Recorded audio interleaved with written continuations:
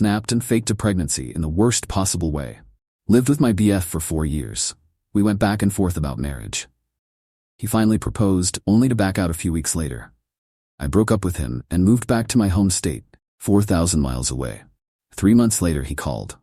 Missed me, still loved me, regretted canceling our engagement, and proposed again. Skeptical at first, we spoke for 7 hours and he convinced me that he was ready to get married. I told him we'd sleep on it. I'd call him the next day, and if he meant it, he'd answer the phone. If not, he wouldn't. He answered, and we set a wedding date for 6 weeks. I started to make plans, only to have him go radio silent. After 2 weeks, he finally admitted he wasn't ready again, and called it off. 4 years later, I get a call out of the blue. He's in my city on business. Can we get together? What the hell? I'm over him, so why not? We met for a drink and caught up. I asked him what happened when he canceled our engagement. He said he always regretted that and wanted to call me to apologize but was afraid. Despite that, he never stopped loving me, and canceling was his biggest regret, that and never having a child with me. He'd always wanted a son. At that moment, something snapped in me.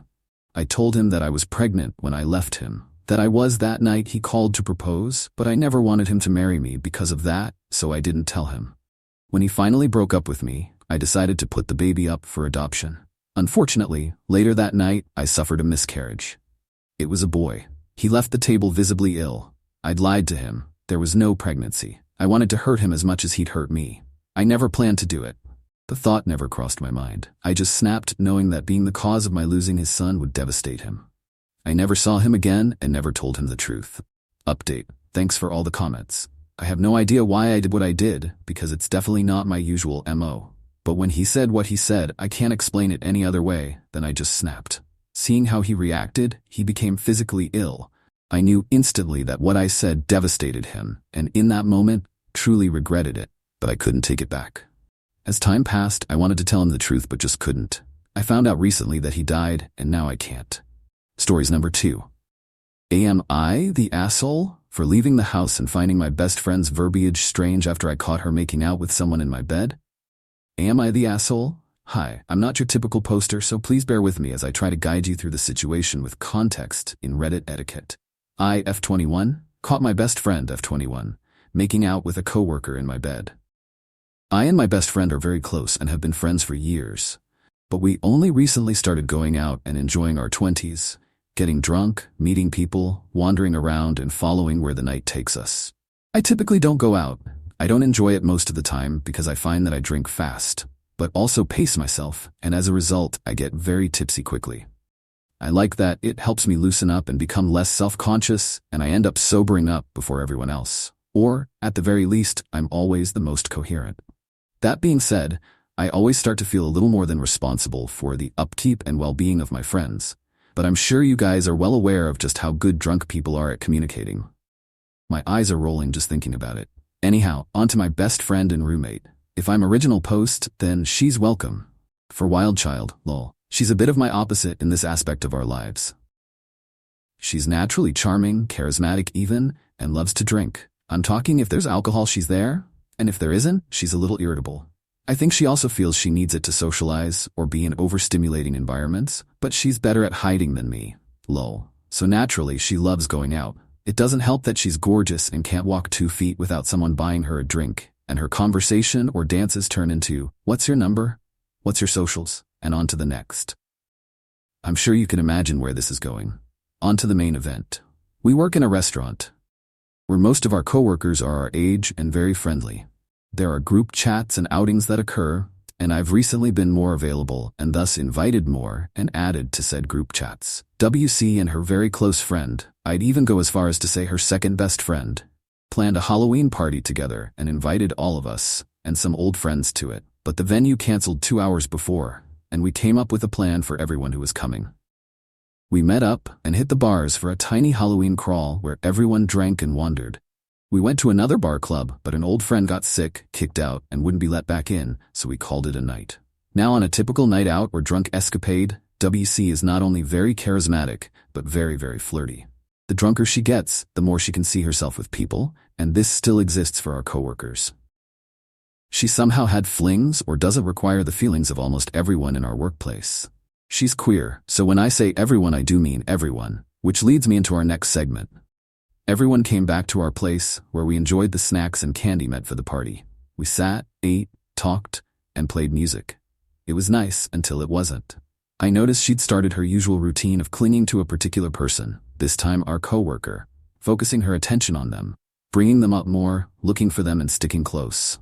I forgot to mention that she tends to disappear, wander off, and take side quests, as we like to call it, when she drinks. Again, I think it's the socializing. So I wasn't alarmed, and we were at home, so no biggie.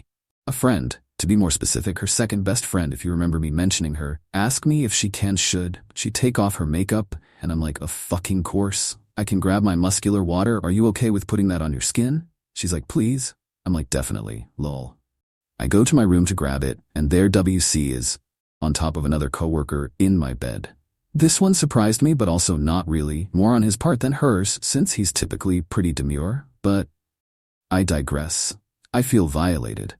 I don't care when she does this kind of thing in her room with her revolving door of conquest. Get some babe, just send me the safe word and let me know what's happening so I can either not be present or not here. She doesn't sleep with this people or anything. But again, if there's tension, I think it's more than obvious where she should be and where I would be. My room is my safe place, and I've only recently gotten out of a depressive state. I've stopped having FOMO, seeing myself better, and being happier, so it's more of a happy place than a brain-rot prison. I stop and they do to turn to me, and she starts saying something, but I can't hear as my mind is racing. I remember the water is in the bathroom and quickly shuffle out. Her friend asks if I'm okay, and I tell her what I just saw, and I start to get angrier and angrier. When I'm angry, I take walks, doesn't matter when or where, but that night was especially cool and crispy out, so I just knew it would help. I pop in my headphones, grab my slides, and hit the back alleys. It's about 4 or 5 a.m. at this point. I head out, and one of our coworkers follows after me. She's sweet and compassionate, so I wasn't surprised when she asked me if I was okay and what was going on. I told her, and she wanted to stay with me, but she was shivering, so I told her I would be okay. I just need to walk off the fumes so I don't blow up. She does, on the condition I send her my location. I start my walk in peace before my phone starts blowing up with calls from WC, and I keep declining them. It ruins my music, so I start to head back after 10 or so minutes. 20 minutes later, I'm home again. Everyone is gone, and the lovely, kind coworker kept me updated until I got back, as she and all but 5 people left. 2 old friends, a friend of a friend, and our story's culprits. She invited him to stay in her room for the night, while the 3 other friends waited for their rides, and yeah, she's got a history with them too. Some more than others, so it was a bit awkward. I've cooled off, so I begin to pretend nothing happened. She did in fact follow me to the bathroom earlier to explain that it was an accident and that she's sorry. She was drunk, so that much I believe to be true until I kind of don't. And that's why I feel like I'm TA. She kept saying she didn't expect that to happen, and it was an accident. Almost like a mantra at that point, to which I just stared at her blankly and asked, what, the making out or it being in my bed? To which she first said the making out, completely disregarding egregious location.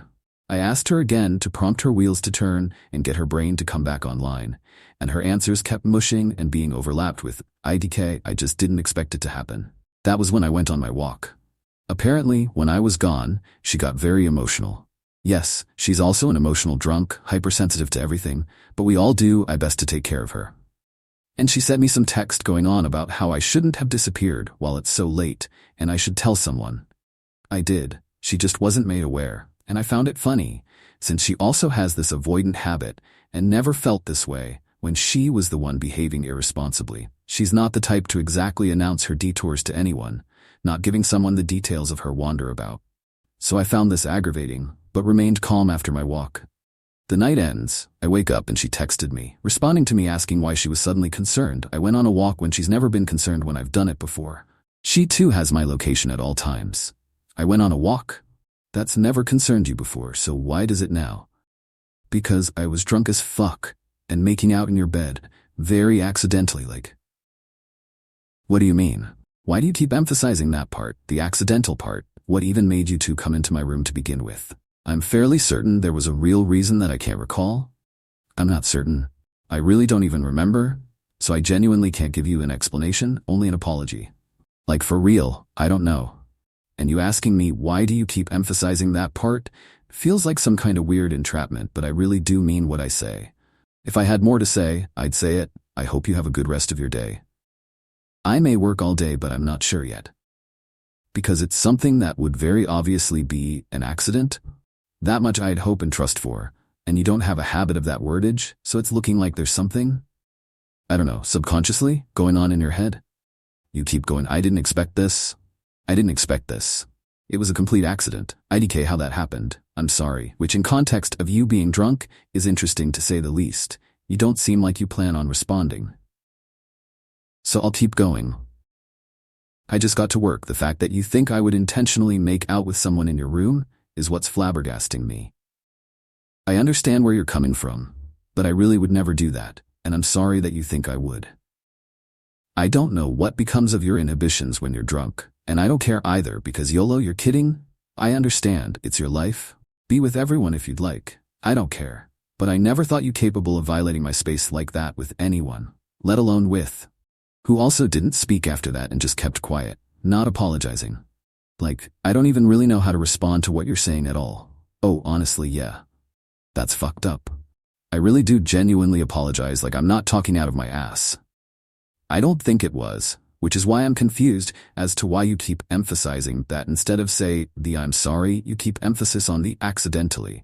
So I wondered what you were thinking, but it looks like even you don't know, and then after you got mad that I took a walk? That was even more bizarre. Welcome. For me, it happening in your room was genuinely not intentional. But I think the fact that I know you have a ill crush on him is what made my brain be very apologetic. I also don't remember getting mad. I kinda was just upset. You just disappeared instead of communicating with me. I feel like there's something there, but I can't tell if I'm overthinking her word choices, especially given that she was drunk. And we all know that's the equivalent of a sober thought. The worst part is I considered him a bit of a crush. I'm always apprehensive about gaining feelings or sentiment towards people, since I'm naturally shy and quiet. People are usually instantly drawn to WC, and I can't blame them.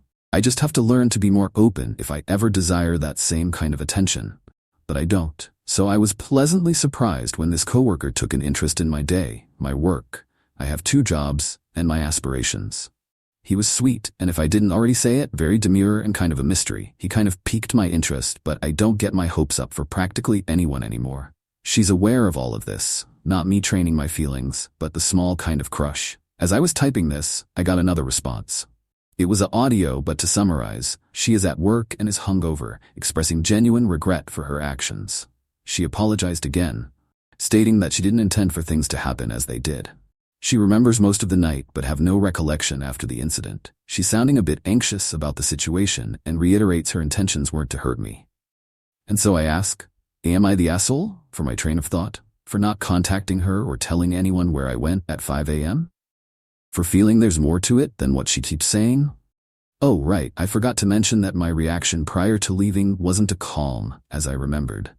I remember grabbing all my sheets and covers and throwing them near the laundry while they watched me from the kitchen. A bit ashamedly, and I will admit that was a bit mean. I think I really did subconsciously have a crush on the guy, and I grew a little attachment once he started coming to my second job to order before and after his shifts at our first shared job. He even mentioned that I should pick up more shifts there because everyone misses me. I think this hurt my feelings in a way I wasn't anticipating, but I make pretty sure to keep my feelings about people under wraps since I'm still working on ditching my anxious attachment issues, and thus haven't allowed myself any attachment. I haven't had a crush on over 5 or 8 years and wasn't expecting this one, so don't do the Reddit thing and make it seem like she was super aware of it because I've only admired him in passing and we do that for a lot of people, but I know better than to make anyone a crush or anything serious. Especially at work. Anyway, I swear she really is a good friend, doting, loving, and listening. She's always been there for me. She's just an asshat drunkard sometimes.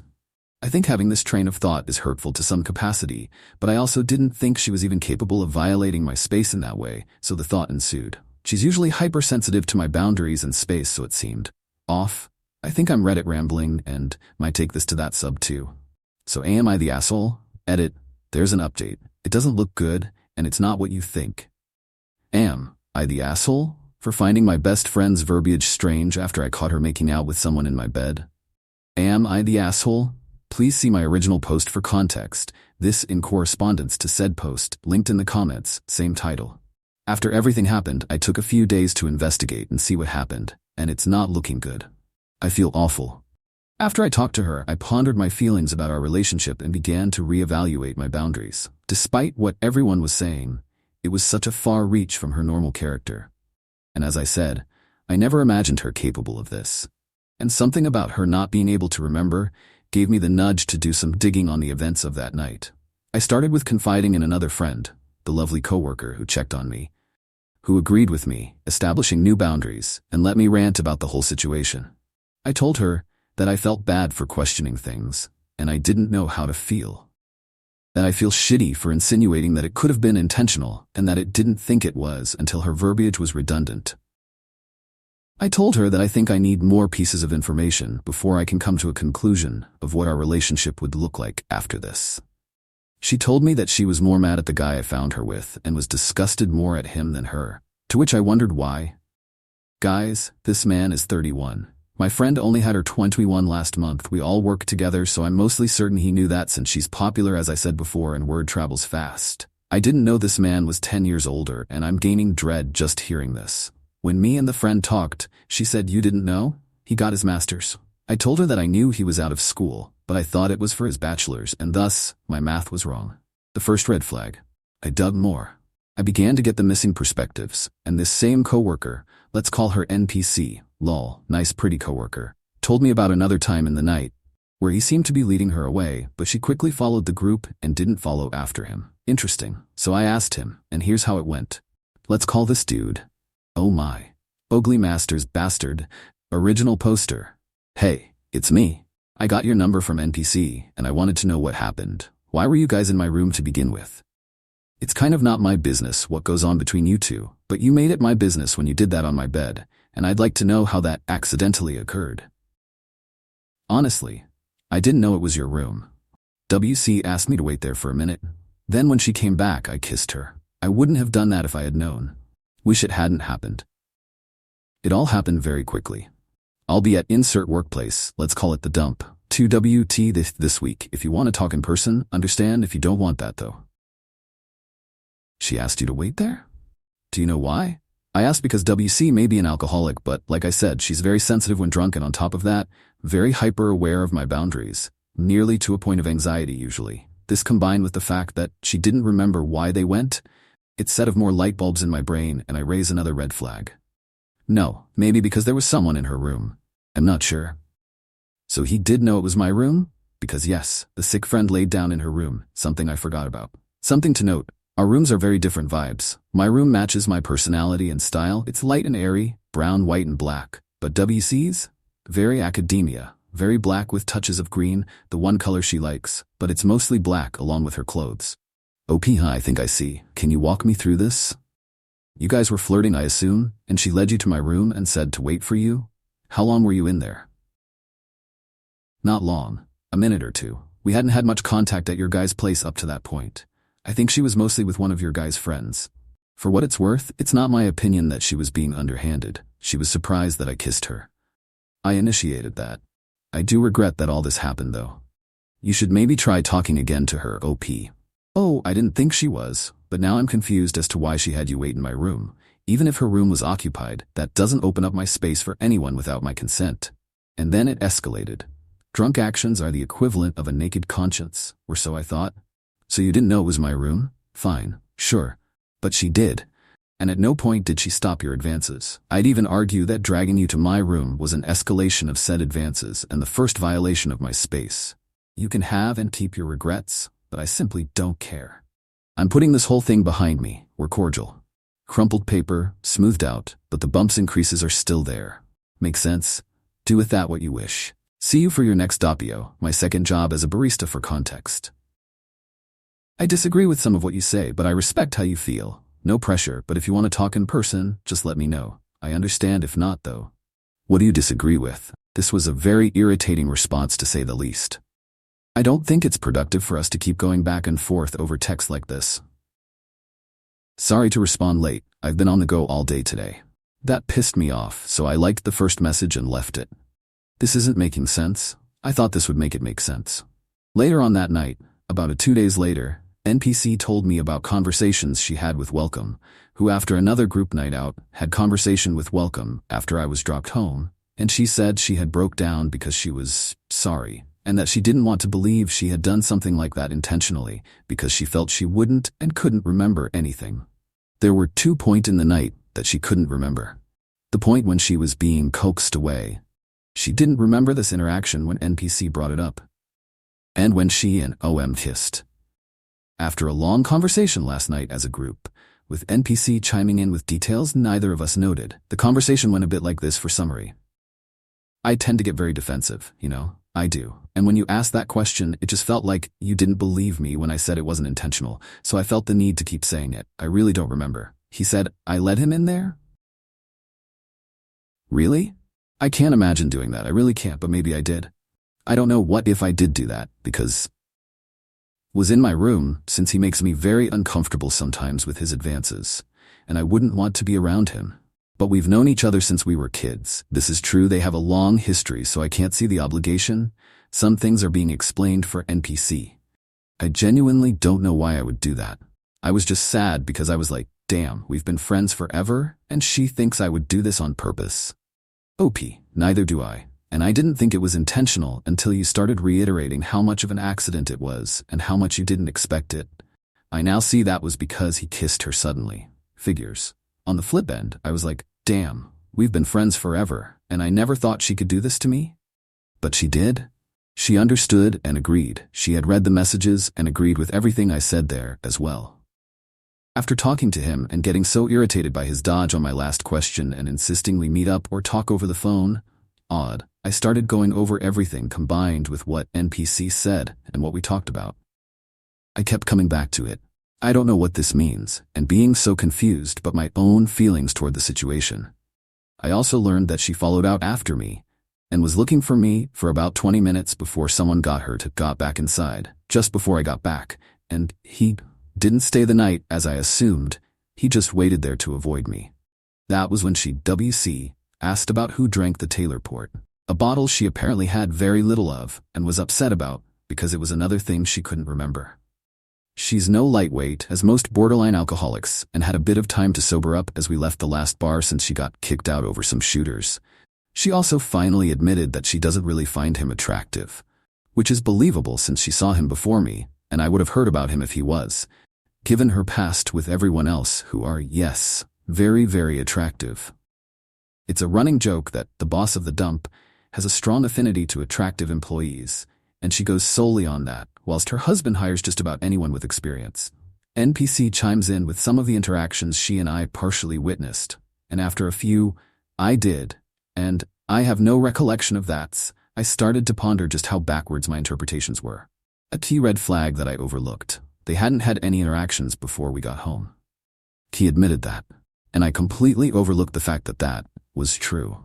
Why did I automatically perceive those interactions as initiations on her part? It's only partially fair that I did, but I never even pondered the fact that if she found him even slightly attractive, I would have never developed any sentiment toward the guy in the first place, given my and her habits. Never. Not once has she even brought the guy up. How is it that she, a heavyweight drinking champ might I add, concerning to say the least, became so drunk? Notably, everyone could tell, as I'm sure the very sober-looking OM could too, when she hardly got any of the bottle. She didn't have the shooters. They were confiscated. So how? I think I'm going to be sick. I don't know if there's anything that light that she would still be mostly conscious and have control over her body. He did carry a backpack. Why doesn't he want a message about it? I don't know, but I'm terrified. What if I have to ask her about a few more details, but I woke up to this. If you don't want to talk in person, can we at least talk on the phone? I've been thinking about this, and there are a few questions I'd like to ask you. Plus, I can explain better if you have more questions for me, but you couldn't answer my simple question before? I don't know if I should. If I do, I'll likely edit this post instead of starting another one. Edit. Sorry for the typos. I'm panicking. Update. I talked to her again and ran through just how many drinks she had that night, highlighting the Taylor port, and she was about as sober as me. Even irritable at one point because of the sobriety and the color drained from her face as I walked her through that. Yeah, she has a problem and she's doing a detox for the next few months. And she was sober by the time we made it back to the house. A little bit of Taylor port, and she doesn't remember anything after that. For the entire night, she held off of drinking in the beginning, had maybe 4 shooters in 4 to 5 hours, and then blackout. Again, she's not a lightweight in the slightest. She even screamed in frustration about the fact that she would never tell him to wait in my room.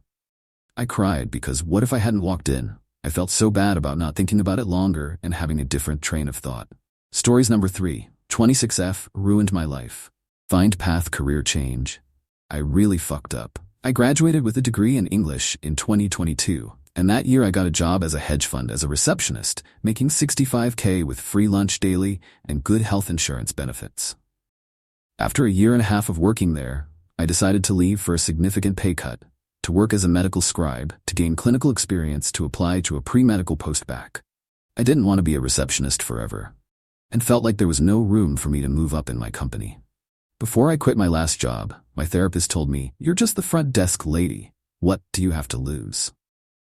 And I stupidly listened to her instead of my family members who were telling me to stick it out longer. I was insecure about my job because I went to an elite college, and everyone I spoke to in my school's career planning center said working in reception was a waste of my education. While I was working, I tried applying to other jobs in my field, but kept on getting rejected, so I thought about making the transition into the medical field. I was tired of fetching lunches for unappreciative people and mopping the kitchen floor in the office. After I resigned from my job, the scribing company screwed me over by changing my assignment 5 times. I haven't had health insurance since March, and my mental health has taken a nosedive. I wake up and have panic attacks daily. Now, my resume is being passed up by recruiters. I feel like I completely fucked my life up. I want to kill myself. My boyfriend ghosted me over the weekend after I opened up to him about my feelings of failure. My family is beginning to grow frustrated with me. I feel like leaving my old job was the dumbest decision I have ever made. How do I recover from this? I feel like my dreams of continuing my education and going to medical school are dashed. I come from a poor family, and my mom has no money saved for retirement. Maybe I should have just accepted my place in life and stayed at the reception job. Any advice would be helpful. Stories number 4. My boss said, "Just follow the script," so I did. All the way to a $1 million client meltdown. Buckle up, fasten your seatbelts, and lend me your ears, folks, as this is gonna be a long one. I work in customer support for a company that provides specialized software to major players in the healthcare industry. Our clients aren't your average users. They're hospitals, clinics, and medical centers where downtime can have serious consequences. I've been with the company for 5 years and know our software inside out, so I'm often able to troubleshoot unusual problems and get things back on track without a hassle. A few months ago, though, a new supervisor named Alex joined us. He was fresh from a corporate management program and came in with grand ideas about efficiency and productivity. In his mind, the solution to our slow response times was simple: a script-only policy. According to him, every client interaction needed to be scripted to prevent wasting time on unnecessary advice. No more custom solutions, no additional steps, no thinking outside the box. If a client's issue wasn't in the script, we were to log it, escalate it, and have them wait for a callback. When Alex announced the new policy, I raised my hand, explaining that most clients call us precisely because they're dealing with specific, time-sensitive issues. Sticking rigidly to the script would just frustrate them, and, in many cases, fail to solve their problems entirely. Alex didn't budge.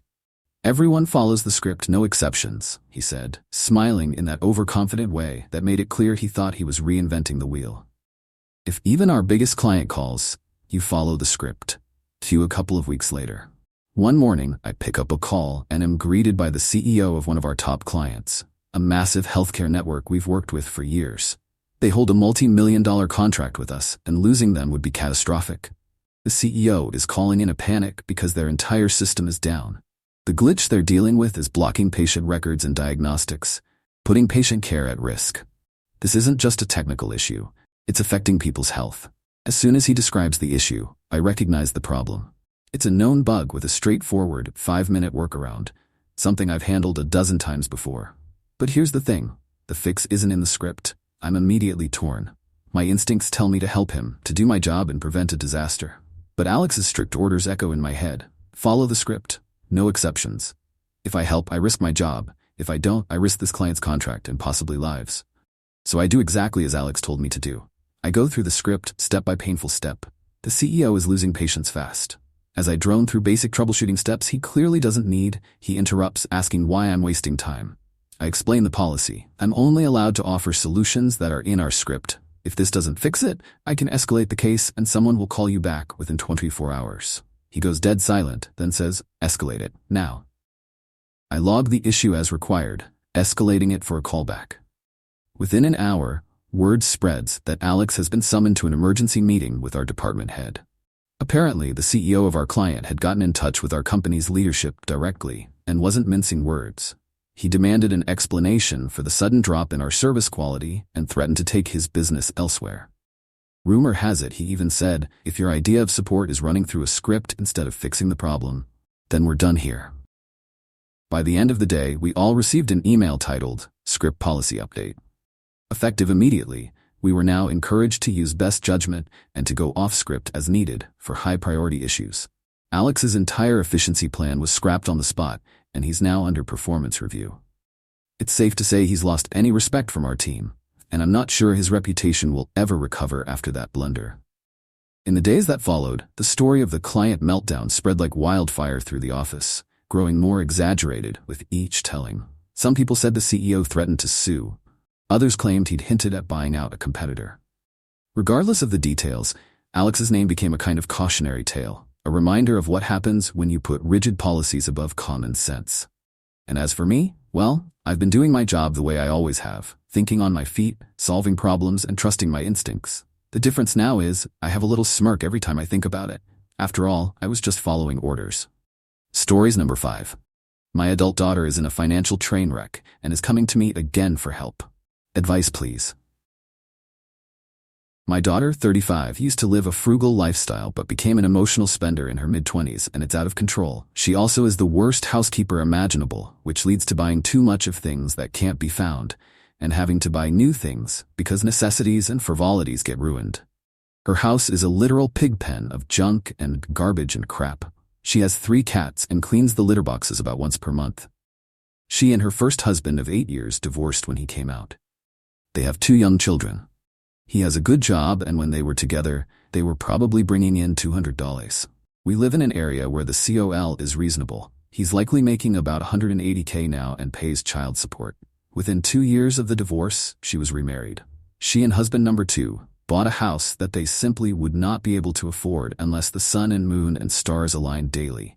It was a 6-bedroom house, over 3,300 finished square feet. Their combined income was in the neighborhood of $125, excluding child support. The house was $325K, and to afford it, her husband had to work at least 10 hours of overtime every week. Next thing I know, they've bought a new SUV, and then a few months later, he's sporting a brand new gigantic pickup. Then they're taking a trip to Paris for the holidays. I didn't know how much they were making, but she's a smart girl, and I assumed they were spending within their means. About 18 months into the marriage, she asked for a divorce, and that's when everything came out. They were in debt about $80. He'd taken a new job that didn't offer overtime and was at a lesser salary, so there was no way they could pay for the house. Throughout the mess of getting the divorce, her sisters, brothers, and I gave her in excess of $5 for emergency items like lawyer, apartment deposit, moving expenses, utility bills, etc. At that point, she came to me for help. With the sale of the house, she would be able to pay off some of her debt, but was left with about $39 in credit card debt. I considered paying about $28 for her and setting up a repayment plan, while also setting up plans for her to get her own debts under control. I expressed clearly this would require a complete change in her spending habits, as she would have to live for 5 years like she had no money, but then everything would be paid off, and she'd be all good. She was focused only on my paying off a bunch of her debt, and I could see that.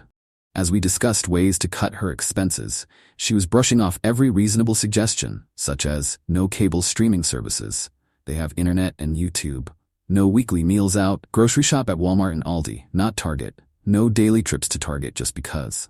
During this time, she went a little nuts before the divorce was finalized, and 2 days after we met, she was laid off when her position was terminated. 3 days later, we got together for her birthday, and her 9-year-old daughter was wearing a $200 pair of new cowboy boots that she'd gotten 2 days before when she and her mom went to see some big-name country singer in concert out of town. At that point, I noped myself right out of helping her. She was paying me back for a few thousand in loans, and I just stopped expecting those payments, but planned to resume them when her situation improved. She was out of work for about 3 months and finally landed a job making 66% of her former salary, about $50. I haven't asked her to resume her loan payments. She called the other day because when she got her new SUV, it was an adjustable loan. The new rate is coming up and her payment is going to more than double to over $800 a month. She can't afford that, and she has no credit to go get a car on her own. She wants my help with that. In the last 2 weeks, she had professional family portraits taken and got a new tattoo, piercing, and a full head hair color. My credit score is 830. My only debt is my house payment, which is stupid low. I live an extremely frugal life mostly. I've got a great savings account, excellent retirement savings, and I still work and make enough to live better than I do. I am money conscientious. I do some fun things with my money, and I have earned that right. If I don't help her, she will have the car repossessed. She has to have a car or everything spirals. Also, she is a terrible driver and has been in as many as 6 at-fault accidents wrecks in the last 8 years. I am at a loss of how to help her because I know how she is. Someone has been there to bail her out in the last 2 years, which I believe has just made her lazy and complacent and blind to her situation. She is coming over today now, to talk about her finances. I insisted she bring everything, including all of her bills, bank account info, salary info, 401k, and other retirement info, child support. She said she'd be willing to let me help her set up a budget and plan. I've heard that before, so please, can anyone offer me any advice on how to proceed? I want to help her, but I do not want to enable her. I can't make her change, and I'm not going to try. I don't know what to do. Help, please. Update. 8 months later. 7 months ago, I posted about my adult daughter, who appeared to be actively working to ruin her life financially and was always asking for money from me, her siblings, and probably her friends. I wanted to find a way to help her. I got a lot of don't and some other good advice and some interesting advice. Here's how it all played out. She brought with her all of her debts and income papers. She was making enough money to pay her bills, including the new amount that would come due each month for her car. The problem was how and where she was spending her money. The biggest culprit was meals out. The amount was staggeringly high, nearly 1/4 of her monthly income for her and her 2 kids, that she has 1 week on 1 week off in shared custody. After reviewing all of that, I offered a few suggestions on how to immediately cut down on spending. I was met with pushback, not strong, but she wasn't really buying into my suggestions. So I asked her what she wanted, and she said, "I want to be able to pay my bills and keep my car." I said, "Okay, stop eating out. There's $1,200 a month after you buy groceries. That's enough to pay your car and start paying off your credit cards without borrowing any money from anyone." She got angry. So I said, "I'll work up a plan for you and email it over later." She left, obviously unhappy. That night, I worked out an aggressive repayment plan that would pay off her credit card debt in 2 years and still allowed for meals out a couple times a month at kids-eat-free places and a family entertainment night at some place inexpensive and even better if coupons were involved. The plan showed how to pay off the highest interest rates first while still paying more than the monthly minimum on the other cards, and laid out how the debt would be reduced each month. I chose a 2-year repayment plan because her kids will soon be in junior high, and this would give her the income for the extra expenses that come as a result. She could have moved it to a 3-year plan, and really the only change she had to make was cut Netflix, cut the Apple Watch, and stop eating out. All the savings would go directly towards fixed expenses and debt, and if she didn't spend as much as budgeted for food, she could put it into savings. Result: silence. She cut contact with me and her sisters. She'd done this before, so we all just said fine and didn't try to work it out. Then 3 months later, I got a Venmo payment towards her loans. Her sister said she got one the same day. The payments have come each month since. A few weeks after the first one, we all saw on SM that she had taken a part-time job. Then in the last several weeks, she started sending texts. She most recently mentioned that her credit score has gone up over 200 points this year, and she's working her tail off to pay off bills. It was never my intent to give her more money or co-sign any loans. Her silence made that easier. I am not sure if someone else loaned her the money or got her a consolidation loan. It appears she has taken financial responsibility for herself and her kids, and is making good progress. Stories number 6. My son began to lose his shadow. I finally found out why. My son wouldn't even look at me. I thought I'd done better preparing Tommy for the big move. I'd explained that he wouldn't get to see his friends at school anymore. But after we unpacked his things and settled into the new house, he didn't speak to me for a week. Said I'd ruined his life. So I decided to make a peace offering. My old back issues of National Geographic, I'd kept them off limits. But he insisted he was a big boy now and had been hounding me for them for a year. So I relented. I caught him, still awake, reading with a flashlight beneath the blankets at 3 a.m. Strangely, I could have sworn I heard him talking to someone as I opened the door. Her name is Yuki, Daddy. I pulled the covers up to my son's chin. 7 seemed a bit old for an imaginary friend, but he'd been under a lot of stress. Where's she from? She says she's from far away. She was hiding inside one of your magazines. Is Yuki nice? I asked. He nodded. She talks to me when you go to bed. She asks lots of questions, especially about my shadow. He seemed casual, as if this was just another friend, but something about the whole thing made my skin crawl. I decided to play along, assuming he'd forget about Yuki and move on. But he didn't. Yuki became his constant companion. I'd hear him talking through the walls most every night. And as strange as it sounds, Tommy's shadow seemed to be fading. It was as if the sunlight was simply shining through him. I thought I needed new glasses. Until Tommy got sick. He began losing weight at an alarming rate, nearly 20 pounds in less than a month. Doctors were baffled. His blood work was clean, all scans and tests were negative. He was simply wasting away, and no one knew why. When I took him outside for fresh air and sunshine, his shadow hardly cast a mark across the ground. I thought I was losing my mind. And all the while, Yuki was still there. She needs my shadow, Daddy, he said, his cheekbones straining his wan little face. She says it will fix her. I wanted to scream, but bit my tongue. Talking about Yuki comforted him. What happened to her? Bad men made her go away in a flash of light. But if she gets a new shadow, she'll be all better again. He deteriorated quickly. Another week and his skin began flaking off. I sat with him in the hospital, helping him weekly turn the pages of a National Geographic. On an article about the bombing of Hiroshima, he stopped. He lifted a trembling finger to a picture on the page, a shadow baked into a wall. Some poor civilian caught by the bomb. His skeletal arm cast no shade on the hospital bedsheets. His voice was barely a whisper. Yuki, almost home. Stories number 7. Am I the asshole for refusing to attend my sister's wedding because she wants to repurpose my wedding dress? Throwaway account because family knows my main. I, 28F, got married last year in a small but beautiful ceremony. My husband and I spent months planning every detail, and the highlight for me was my wedding dress. I saved up for years to buy this dress. It was my dream dress. It's this beautiful lace, A-line gown with intricate beadwork and a long train. I felt like a princess and still get emotional just thinking about it. Fast forward to now. My sister, 26F, is engaged, and her wedding is coming up in 6 months. She recently came over to our place to chat about wedding plans. At one point, she casually mentioned that she'd love to borrow my dress. She thinks it would be cute to repurpose it, maybe by shortening the skirt or even dyeing it a different color, so it's unique to her. I was taken aback. I told her I wasn't comfortable with her altering my dress, especially since it has a lot of sentimental value to me. She got upset and said I was being selfish because she wanted to save money on her wedding and family should support each other. When I stood my ground, she accused me of not caring about her big day and stormed out. My parents later called me and said I was breaking her heart by refusing to share. They said that since I'm married and done with the dress, it shouldn't be a big deal, but it is a big deal to me. I want to keep my dress as it is. They suggested I just let her have her way to avoid family drama, but honestly, I feel like it's my dress and my decision. Now my sister says she won't feel comfortable with me at her wedding unless I show my support by letting her use the dress. I don't want to miss her wedding, but I also don't want to give in to something I'm not comfortable with. Am I the asshole for refusing to let her repurpose my wedding dress and considering not attending the wedding? Stories number 8. Am I the asshole for suddenly canceling my Halloween party? Long-time lurker here. My 25F family tend to throw big parties. We're kind of known as the bar in our friend group because of this. I'm talking full summer blowouts and Christmas parties.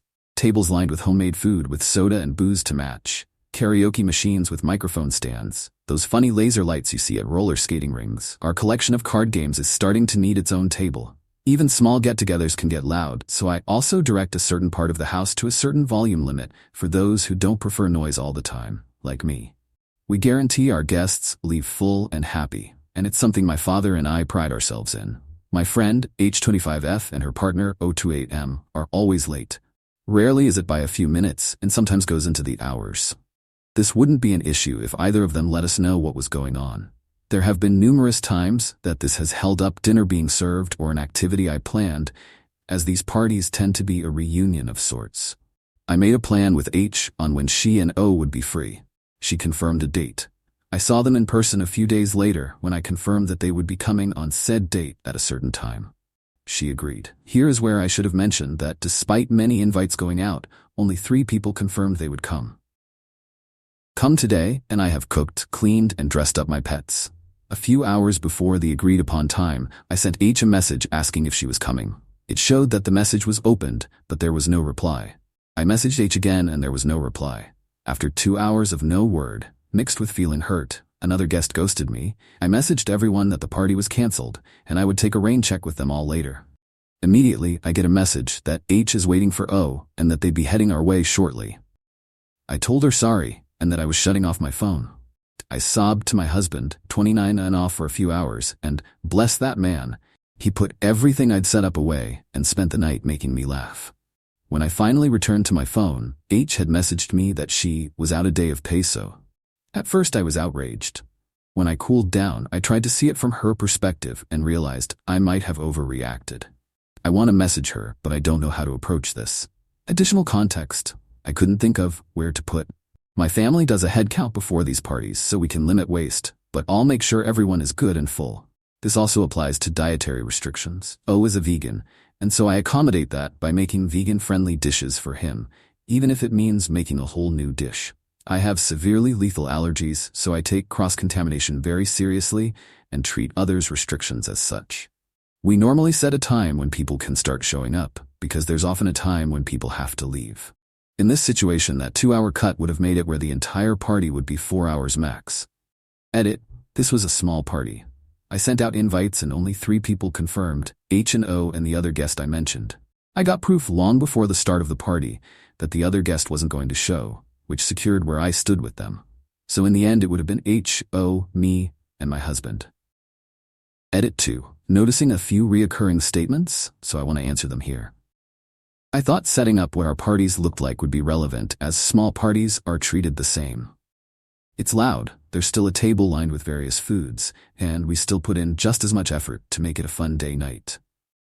A lot of people are confused as to who I messaged when I said I messaged everyone. I messaged H and O and my other guest, so 3 people. H and O are obvious as to why I messaged them, but I messaged my other guest as I knew she was heading back home, and being a neighbor, I wouldn't have put it past her to come knocking well into the night.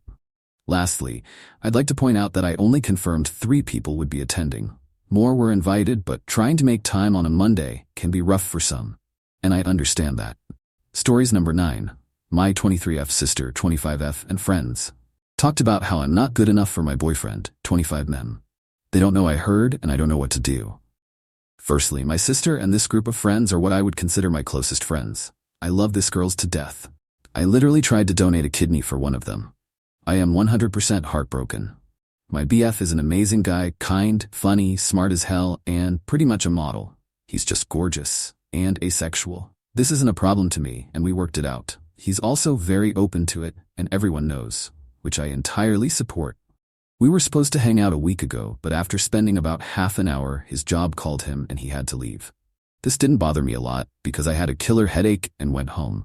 My sister and I share an app to save money, and we have a year-long lease, so I guess I'm screwed. Long story short, I closed my door, didn't light up, and got a nap. Next thing I know, I wake up to my sister's voice. She and those friends were at our house. From what I heard, they were going to a club and were drinking a bit / waiting for the others. I didn't get up because I was lazy and would have to put pants. Then they started talking about me. I'm not proud, but I was curious. They were talking about how they couldn't believe I was dating my BF, how he was too good for me, how I was too ugly to get a guy like him. My sister then started telling how being asexual is obviously an excuse to not have sex with me. I'm not pretty, and while it does makes me insecure, I know I have other good characteristics, but it was very hard hearing that. They also made fun of my learning disability. They called the R word, which I can't even fucking write it. That I wasn't even financially stable, made fun of my job. They said I had to beg to be fucked. All of my friends laughed, and all of them shit-told me. I was crying pretty hard at that point. They left, and I didn't know what to do. I went to bed and basically made myself scarce this week. I get up earlier, get home later, or stay at my BF. I have answered their messages but was somewhat cold. I know I have to talk with them, even if it's to just cut off contact, but I can't open my mouth right now. I feel so ashamed and sad. My BF is also worried, but I can't get what they said from my head. I know it's not true, and my BF is asexual, but I feel like I'm not worth being with him. My sister is my best friend. I fucking told her how I feel too ugly and stupid to be with him. I showed her our messages, and we spoke about his asexuality. I love her so much it hurts. I can't stand looking at her knowing she was saying those on my back, and that none of my friends said anything. I just don't know what to do. I could break my lease, I guess, even though it would be very expensive, but I don't know how to say why I'm doing it, or how I can face them. I don't know if I should tell my BF too long. Didn't read. My sister and friends mocked me for not being good enough for my boyfriend. They don't know I heard them, and I don't know what to do. Edit. I can't begin to explain how much you guys rock. Thank you so much for all the advice, support, and tough love. It has truly helped me, and it warms my heart. See so many people taking their time to write to a stranger on the internet. I'm trying to respond to all the comments, but if I haven't, please know I have read it and considered.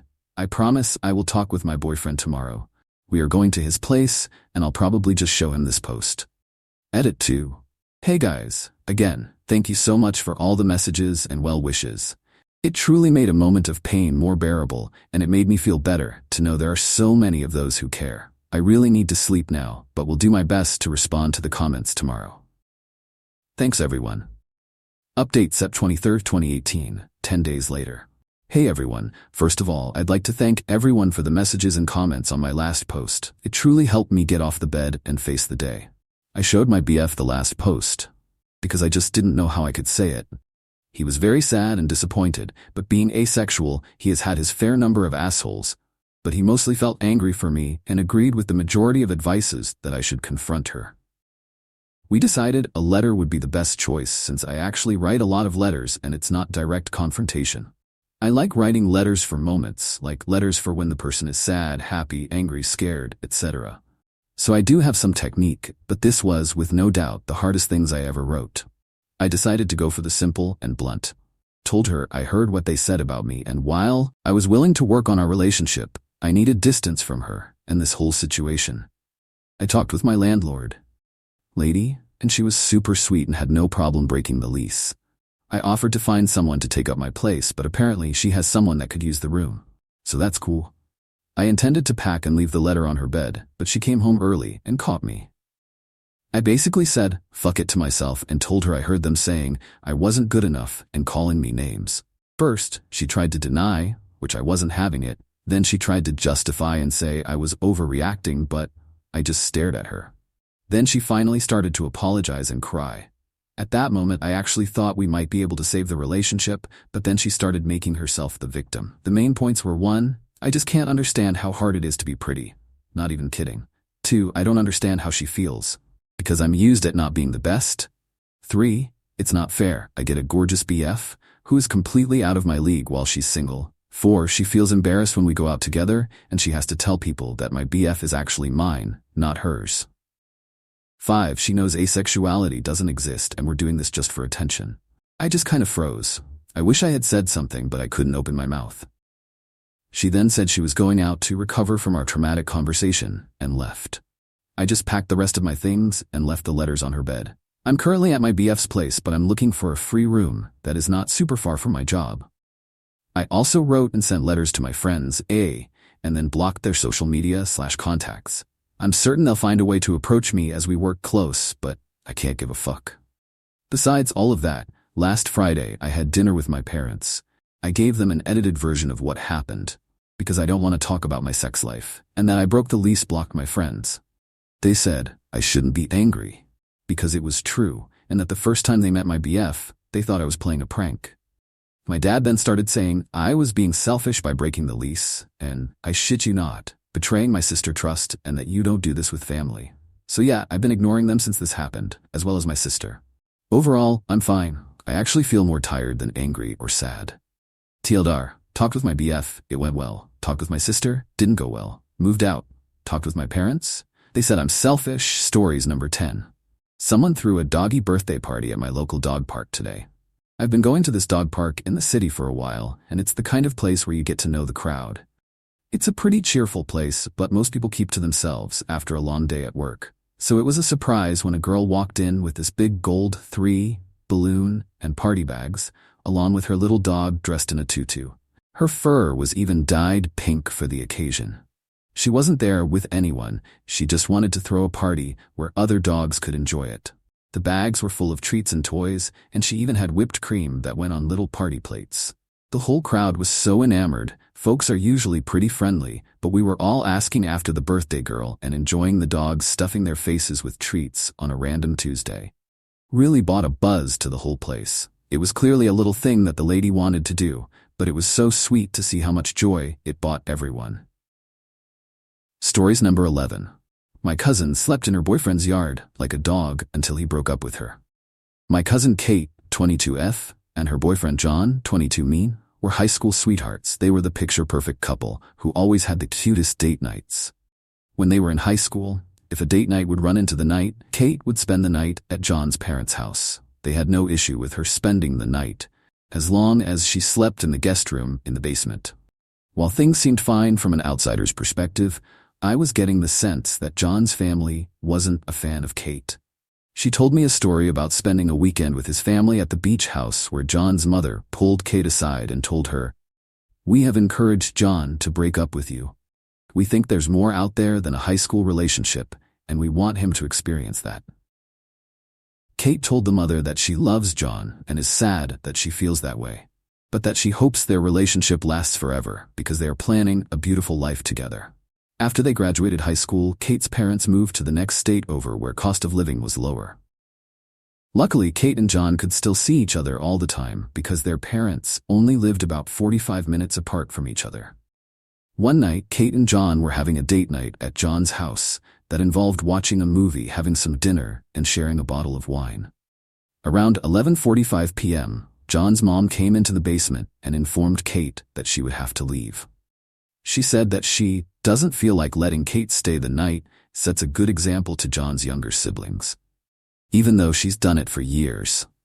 Kate informed her that she wouldn't be driving home because it's almost midnight and she had been drinking. John's mom came up with a compromise that it's okay for Kate to spend the night if she sleeps outside in the yard in a tent. Yes, she has to sleep in the yard like a dog. Neither Kate nor John seemed to have a problem with that. So for the coming months, Kate slept in his yard whenever it was too late for her to drive home. Kate's sister, Melissa, got married a few months later and decided to make John a groomsman in the wedding. She said that since Kate and John are already ring shopping and he's practically part of the family and he's close with my fiancé, he should stand up in the wedding. So he did. And he dumped Kate 8 days later. He was edited out of all of the wedding photos. Stories number 13. My 23F boyfriend charged me $100 for ruining his shirt in the wash. My boyfriend and I have been together for almost 3 years. I recently graduated college and am taking a gap year while I apply to dental school. I'm currently working as a dog sitter while I study for a big exam to get into dental school. So I'm paying only about 20% of our rent for the past 4 months. By January, I expect to have a full-time job after my exam and will help more with rent. In exchange for my boyfriend paying for more of the rent, I cook every weekday, do the laundry, vacuum, take the trash, etc. Basically all the house chores. My boyfriend never fails to mention how little rent I pay, even though we agreed this will be temporary. I also pay $200 for groceries each month with my electronic benefit transfer. I know it's not much. We never go out to eat, probably twice in the past 3 months, so he's not spending on restaurants. That's the dynamic of our finances. Recently, while doing the laundry, one of his white shirts for work got a pink mark on the collar from the detergent, and he charged me $100 for the shirt since it was expensive. I was very offended about that. It felt like something a cheap person would do, especially since I've bought him clothes many times without any special occasion. He never gets me gifts unless it's my birthday or Christmas, which is fine, but I give him gifts all year round, making me sensitive about him charging me for the shirt. The day he charged me, I had brought him a special Colombian hot dog I wanted him to try. I was only going to take 1 bite because I'm not that much of a fan of hot dogs. However, after he charged me the $100, I ended up eating the hot dog myself in front of him and told him to reheat the food I made yesterday if he was hungry. I never really thought he was a cheap person, but this felt like a cheap thing to do. And say, stories number 14. Boomer spills milkshake, ends up in jail. Was working at the drive-thru of McDonald's some years ago when a very irate boomer pulled up to the window. On the way home, he had spilled his milkshake and felt very strongly that this was somehow our fault and returned to demand recompense for this slight. To clarify, he bought the milkshake, was handed it to him, he drove 20 minutes down the road, spilled it in his car, then drove 20 minutes back to scream at us about it. "Somebody is going to pay for my car to get detailed, goddammit," he screamed. "Well, sir, seeing as it is your car and you spilled the milkshake in it, that is going to be your problem." He insisted this was somehow our fault and we owed him money. By this point, my manager had arrived and told him, "Well, sir, we don't have any money to give you. Your vehicle and what you do to it isn't exactly our responsibility. However, we would be more than happy to give you another free milkshake." Well, you got a cash register right there, don't you? You're aware that would be robbery, right? Well, I ain't moving until I get my fucking money. $100, right goddamn now. He then proceeded to do exactly that, so we called the cops. Once they arrived, he attempted to scream at them and started a physical altercation. He ended up being arrested. His vehicle was towed and impounded. I indicate what his charges were exactly. The cops didn't tell us, obviously, probably just for the disturbance he created. But yeah, lol. I once witnessed a boomer escalate a spilled milkshake into jail time.